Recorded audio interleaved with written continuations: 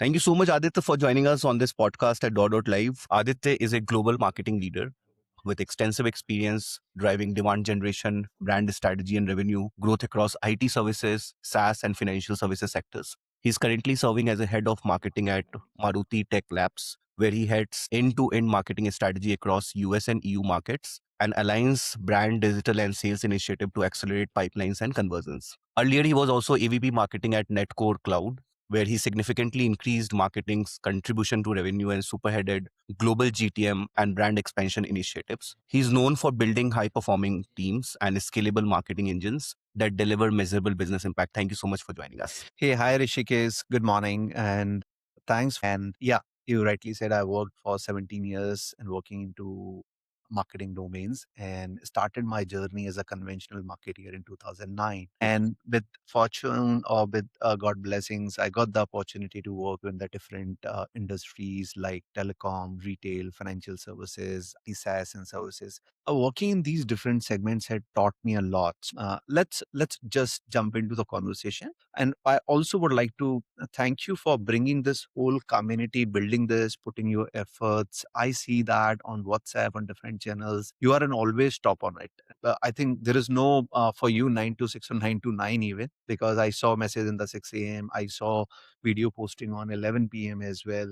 So hats off to your hard work and building this community where people's in the marketing fraternity or in the senior fraternity like us can come together and share the experience and learn from each other. So thank you for building this and adding me in the journey as well. Thank you so much, Aditya. You have always been a very strong support for us. Thank you so much for being a part of this. Aditya, the first question that we have is that, since you have led marketing across B2C, BFSI, SaaS, and IT services, and now you own global marketing for US and EU, what fundamentally changes when you move from consumer marketing to B2B and enterprise demand generation? Uh, I honestly say, Rishikesh, it's a way two different world. To B and B2C consumer marketing versus to B2B marketing is very two different world. And within the B2B also, IT services and the SaaS products are very different. So Hmm. the major difference, if I talk about or what I've learned is from consumer marketing to a B2B marketing is all about the attention to trust. So in the consumer marketing, what happens is you are more often do a campaigns around driving impulse buying, driving the emotions, running the campaign based on emotions, scaling the overall average ticket size, selling the products which is we impulse. You go in a retail products, retail segment. Anyway, it is all about the different campaigns which are more impulse purchase and the emotional driven. Whereas in a B2B, it is more about building the confidence. It is more about building the credibility, what you are working with, building the long-term belief with the persons or the company you are working with. In enterprise, it's all about the demand generation. Marketing is not about just about the campaigns. It is all about building the system. And this system covers a lot of trust, relevancy, revenue alignment with the sales. So it's not about just thinking about the lead.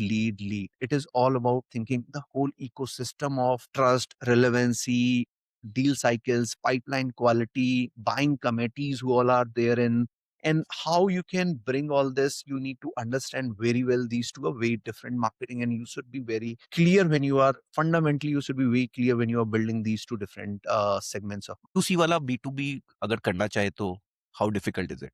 I'll be very honest. For me, also, it was very difficult earlier, but it's all about your efforts. It's all about your zeal to learn that how it works. Because a Rishikesh is also a customer or anyone, be it Rishikesh or me. I'm also buying a B2C product, which is consumer led, which is Colgate, Maggie, and all those things. At the same time, or I am also buying any SaaS product, which is helping me to generate the lead, or a SEO or automation product, which can help me to reach out my target customers. But the important thing is those are way two different decision processes. In the B2C, it is you are driving because over there, customer are not worried about the money because the ticket size is very small. Even if I'm buying a product of 1200 of a cert, I can go buy a new product and see and try and test. But whereas in the B2B segment, trying and testing is works always on a demo stage, not into a purchase stage. Purchase stage, it is more about because in the purchase stage, the person's credibility is also on the stake. That okay, if I'm buying a X product for my organization, does it really adding the value? Because we are in the B2B, users or the prospects are not the stage of investment because the amount is large. They are investing, and the time is very important. If I'm investing a time of 3 months and 6 months and just trying the product, and then the product is not working or tech is not working, then lot of things goes, we almost go back into a year back, because that evaluation, then buying the product, all get on a stick. So it's way too different. But yes, if the some person has an intent to learn that these two different marketing, I think everyone can do it. If I can do it, others can also do it.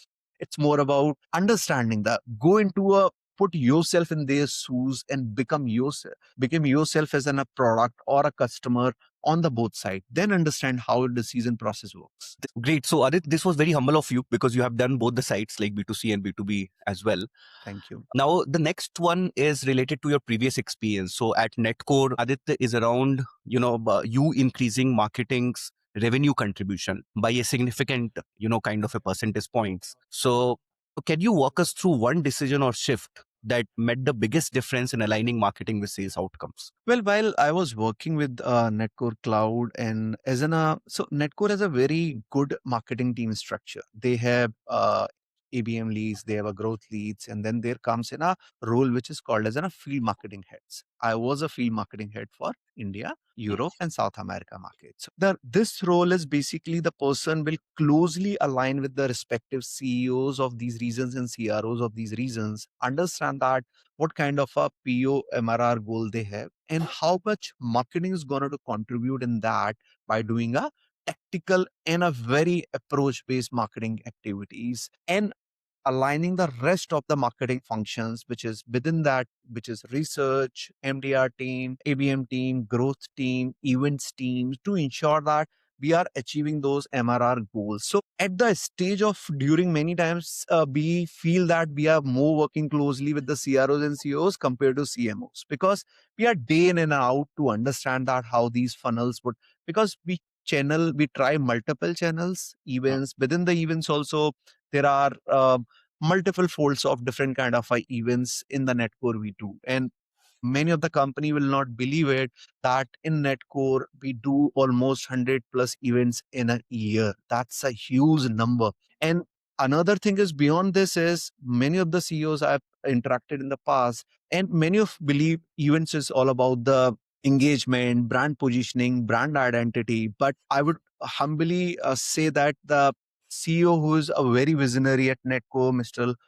Kalpit, he has a very clear approach that each event has to be very much aligned with the ROI. So we have a very strategic approach, very clearly derived ROI tactics, where we identify that, okay, and we align with the sales team as well. In each quarter, how many events we are going to participate, who is there, our targeted account is going to be there, how the ICP is defining, and our each event is very much intact with different kind of a ROI, which is number of leads, number of MQLs, SALs, SQLs.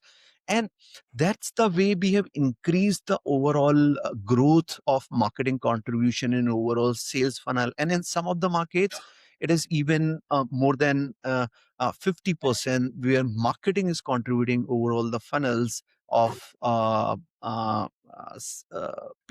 MRR. So that's how we have done it. It is more about, you should have a very much clear approach, and you should involve in seeing all these datas by yourself and looking into these all leads, understanding the ICP, understanding our offerings, understanding that where what kind of a event we are doing, knowing very well strongly what GTM we are implementing and what GTM we are using. Great. So this is a very different thing because it's kind of very difficult for companies to identify ROI when it comes to events. You may kind of calculate the number of MQLs or say, sales accepted leads like SALs that you're talking about, which basically happens after you have generated the MQLs and the sales team is talking to them. So how did you basically streamline that? Because, most of the times I hear marketing heads or even the CEOs telling that, यार हमारे लिए तो events workout नहीं करता है. Only the bigger companies say. And why I'm asking you this is that because a lot of mid-scale and startups, kind of tell that events doesn't work out for me. Events work only for the bigger companies. Is it true, or they're missing out on something? Well, I think I'll not say they are wrong, I'm right. It's more about I think it is more about the approach. And a very important part, it's more about the aligning with the sales guy. Usually, what happens in many of the organizations, sales and marketing are the two people who keep on fighting and aligning, not aligning. But it's very important that sales team and marketing team, both we need to understand that they both are working for a same common goal, and whatever the marketing is generating the funnel and helping them with the event, it is end of the day going into a sales pocket as well. So we clearly define that, okay, these are the channels what we are going to help them, and these are the channels how we're going to generate the pipeline for them, and with the help of sales team also, because sales team are on the ground. They know that if there are events, we clearly discuss with them, okay, this is the event which is we are planning. Do you think that, so it is not necessary that in all the events you go with the full fledged of having a booth, large investment, speaking slot? No, you need to understand, work closely, look into the last year attendee list of that event, which all the people have been attended those events. Are they part of your persona? Are they part of your ICPs, companies which are coming in these events? Do they really fall in within the ICP what you have for your brands? And then work closely with the sales team. Understand that this event, you want to go as a speaker, you want to have a booth, or you just want to simply understand and taste the water going into as an attendee only. Right. Look into it. So it's all about the systematic approach. There are certain guidelines we have, certain checklists we have, which is pre-event, during event, post-event. There are certain metrics we have clearly defined. We had while I was working over there, and those when you are following clearly, then it is making sense that event is becoming a, it's not necessarily you go into a large event, you can go in a startup founders as a small meetup as well. Yeah. Because presence also matters. It is not about every time that you entered in an event you just immediately got the 5 leads. It's more about building the funnel line and then gradually getting the outcomes from those events and the people whom you are meeting there, those events. Got it. And Aditya, you have built demand engines using SEO, media, events, webinars, and partnership. So how do you decide which channels to scale and which to shut down when growth pressure is high? So I think it is very important as a marketeer. You need to understand there are two terms when it is all about generating the funnel in anything or a demand gen. One is generated, is a influencing. Now, as a marketeer, it is very important that which channel is contributing in what. Lot of things what people confuse and create a problem that, okay, paid ads is working, SEO is not working. Let's stop this channel. But SEO is all about the awareness. It's more about the pipeline which will help you in future tomorrow. So it's important that you know that AVM channel is really helping you into generating the pipeline or influencing the SALs who are already in a stage of MQL or SAL is stuck, not moving. Then there is this. So it's very important to understand the difference between which channel going to help you on the generating the pipeline and which channel is going to help you in influencing the pipeline. The moment you understand these two, you understand that how you need to, where you need to switch off the engine, where you need to switch on your engine of particular channel. So that's how it works. And it also, there are multiple factors also matters. It all other factors are like new market. So if you are entering in a new market, which is like a new country altogether, then you need to understand that all channels is immediately not gonna to push you the funnel itself. You need to understand that on ground, what all the things you need to do.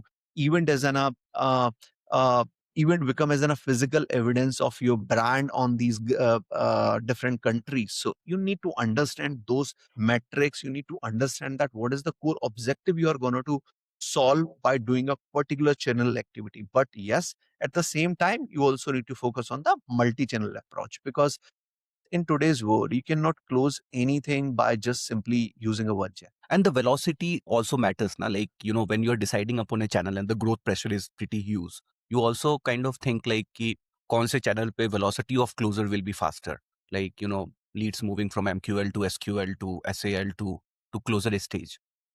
So, because for a few channels, you may get a lot of leads and it may convert also, say 6 months, 8 months, maybe that can be the range of time in which it closes. And for a few channels, the leads are lesser, but they close faster. Correct. Do you also take that into consideration, the velocity? Yes. Yeah. Velocity. See, multiple factors are always in consideration. Velocity comes in one, second comes in your target market. So very important that to understand that your targeted account list. As in a B2B company, you cannot reach out to all customers in a year. You need to define a very targeted account list, which is into a P0, P1, P2. So what is P0? P0 are super large enterprise accounts. So if you have list of 20 large enterprise accounts like conglomerate like Adani, all these companies based in India. So even if you crack 5 or 4 or 2, which means that you almost reach your 10, 20, 30% of your target of a year. Then there comes an enterprise accounts. Then there come a small ticket size accounts, which are startups, which can quickly turn in because the ticket size is lesser over there. And these are the quick wins accounts that where you just simply put your all the efforts in a quarter and win some accounts which can push in your funnel itself. So it's very important to understand who is your targeted account list. Don't run behind everyone. Define them, bifurcate them within P0, P1, P2, and then run a campaign accordingly that whom you want to reach and how you want to reach. So I think these all the multiple factors is also important that how you are deciding or running your campaigns. Got it. And Aditya, you have led brand positioning, repositioning, and new market launches multiple times in your career. So, what are the most common mistakes that you see companies make when they are entering into new geographies, say US or Europe? As a marketeer, it is very important to understand the end user. So the usual, I will not say what others, everyone are doing, but I think a common mistakes what we do, we believe that, okay, whatever working in India, we just simply change the content positioning and just copy paste the different competitors approach and just entered in these markets. Or maybe they feel that it's just more about the playbook which you are simply changing it and entering these markets, or changing the website in a different language and just entering these markets. I think more than that, it is more important that you understand the buyer behavior, which is very important. Given an example, in Indian market, emotions, personal relationships more strongly works compared to the other factors. Whereas in the US and European markets, localization works as a primary factor. So if you are a SaaS company or IT services company, what they first very importantly ask you that, okay, is there any local partner you have? You have a local servers, do you have a local tech language within the platform? It's just not about creating the website, but it is more about in the platform also, do you have a local language friendly kind of things or not? It is more about the outcomes and approves. What is more important in the US and European markets? It's not about the features that your product carry these 10 features. It is more important that they are outcome driven market. That, okay, with this problem you're solving for these markets, what is the problem, what is they cannot solve and your platform can do. And the second is these markets are too much highly driven a DIY model, whereas Indian market is all about the customer success driven model, where they buy the platform they have, but they still need someone who is a dedicatedly working for them, solving the problem day in and out. They just simply message, hey, this is the issue, come and solve this. Whereas the US and European market has a more a DIY model, where you give them, you tell them this problem their platform is solving, very much a very intuitive tutorial you have, and they can simply do it by their own. And they are very clear in terms of the commitment. In India, we say, hey, in 24 hours, we simply solve your problem. And it takes 48 hours or sometime 5 days. But in the US and the European market, it's very important. Whatever the commitment you are giving it, you solve the problem before the commitment, not post the commitment. Because the moment you do that, you break the trust. And trust is very, very important in these markets, because as an outsider of a company, you can only win these markets when you're building the trust by multiple activities. So I think these are the things which is very important when you are scaling or creating, and this is a long term process. It's not like you simply, usually what happens that a lot of companies says, hey, we will try and test this market for a year, and then we will see if it is working or not, and we'll wrap up. No, you cannot. You should try and test, have a very clear short term and long term goal. Okay, in 6 months what do you do, 1 year what do you do? This should be minimum at least 2 to 3 years of a roadmap how you are going and entering in these markets. Got it. Well, this is very, insightful. Now, as a marketing leader, managing large teams and KPIs, there's always a tussle between short-term targets and long-term brand building. So how do you balance that, especially while working for companies where, high growth tech organizations? Well, my learning says, first of all, it's very important that whatever the team you have or whatever people you are working closely with you, not let them be executors. They simply should not be executors who are doing a X task and just simply, they should all be having the ownership. And they should be aware of that, what contribution they are bringing to the overall marketing function and overall the business. Now, in terms of short term and long term brand building, short term is all about the demand, which keeps the business alive. It's more about that, okay, you bring these number of leads, which is business is going on. Long term brand keeps about the business scalability. So, Hmm. when you are building a brand, what is helps you is it helps you to reduce your CAC. It helps you to improve your conversion. It helps you to increase your deal velocity. It improves you to win rates as well. So long term branding is very important because the moment you build the brand strongly on the long term stage, automatically winning the very, very verified and qualified customers who gonna do stay with you longer. CLB will also increase with those customers. And short term goals is very important to run those engines because I cannot say, sir, I'm running the campaigns for 3 years and we'll have the pipeline after 3 years. No, Hmm. for short terms to run the engine of business, it is very important that you have a very clear goal of lead generation because there is a lead is needed. It's a balance between a short term and a long term. You know that, okay, these many activities need to be done to achieve the short term lead goals, and these many activities you need to do to achieve the long term brand visibility, brand positioning, so that you can reduce and improve your overall win cycle of customers and the products. Right. Great. Thank you so much, Aditya, for joining us and sharing all these insights. Must say this was a very practical, session, and keep on supporting us. Always thankful to all the leaders like you, who have been supporting us thick and thin. And we look forward to hosting you again, maybe with a different set of topics. Thank you so much. Thanks, Rishikesh. It was pleasure talking with you, and keep doing this good work, great work. You are already doing it, and looking forward to have a more conversations with you. Thank you.